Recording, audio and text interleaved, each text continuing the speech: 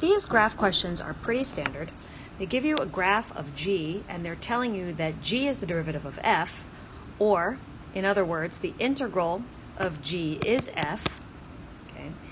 And they want to know f of negative 5 if you know f of 1.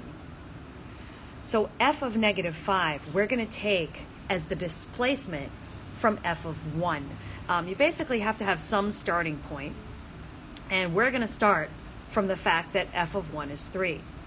So if we want to know what f of negative 5 is, f of negative 5 is where we're starting from plus the displacement to where we're trying to go. G of x dx. I should really write g of t dt, but whatever, it doesn't really matter, okay? F of 1 is given, and this right here is the displacement from 1 to negative 5. Well, I don't really like that that integral has its bounds in reverse, so I'm going to reverse the bounds so that they go in normal numerical order, but reverse the integral. And that is a property of integrals, that reversing the bounds reverses the sign, S-I-G-N, of the integral, g of x dx. And at this point, the integral from negative 5 to 1 is the shaded area from negative 5 to positive 1, these areas being negative areas, and this area over here up to 1, and that area being a positive area, right? So this area is, well, that's a little, I'm going to erase that. It's a little bit hard to see because it's a square and a triangle. So hold on, let's try this again. So a square, this square has an area of 9. This triangle has an area of, let's see, 1.5, right? And this triangle has an area of 1. And therefore, we're talking about 3 minus the integral is going to be, yellow areas are negative, so negative 1.5, negative 9, negative 9, and a positive 1 for that little green area. And we actually have to do the math to figure out what that is. So negative 9, negative 10.5, negative 9.5, 3 minus 9.5, 3, my pen is running out of virtual learning, 3 minus 9.5 is 9, 10, 11, 12.5. And you can leave your answer as 12.5. Does it ask for units? No, it does not. Part B is sort of similar. Evaluate the integral from 1 to 6. The integral from 1 to 6 is starting here and ending here, okay? And so we've got a square with an area of 4. And then you've got this shape here, and all of this is the area underneath that curve that is given to you. So the integral from 1 to 6 is the integral from 1 to 3 of g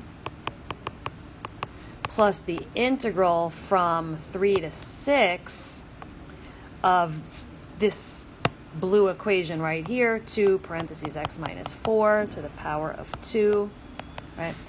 This is just 4. In fact, we could have just written 4. That would have been fine. This is a non-calculator question, so you actually have to evaluate this integral. So this 2 can come out as a constant. X minus 4, the derivative of x minus 4 is 1, so the derivative of the inside happens to be outside. So it is just a simple power rule. And we are evaluating that integral as x goes from 3 to 6.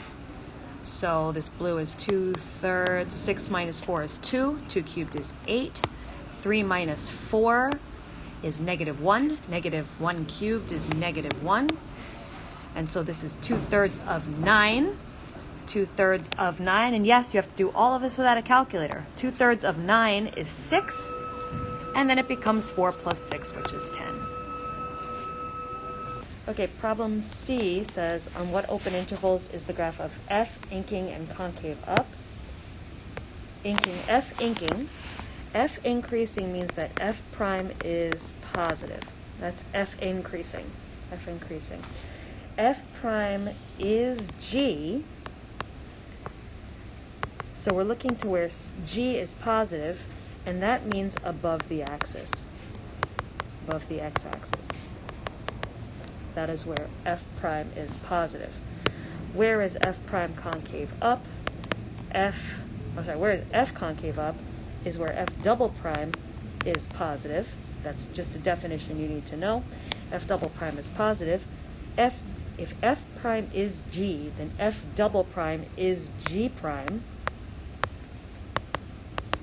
And since g is the graph itself, g prime is the slope of the graph. So we're looking for the places on the graph where the graph is above the x-axis and also has a positive slope. So it's none of this, because none of that is above the x-axis. All of this is above the x-axis, but the only pieces of this that are above the x-axis that have a positive slope is here and here. So your answer is everything from 0 to 1, union everything from 4 to 6. The last question is asking, find the x-coordinate of the point of inflection of f. This is another definition you need to know. A point of inflection of f is where f double prime changes sign, meaning changes from positive to negative or negative to positive. F double prime, we just said, is the slope of g. So we just want to figure out where the slope of g is changing sign. Well, here the slope is 0, here the slope is 0, and here the slope is 0, so none of that's going to matter. The only places where it's going to matter is where your slope is changing from positive to negative or from negative to positive. Here you have a negative slope, here you have a positive slope. Therefore, at 4 is a point of inflection of f.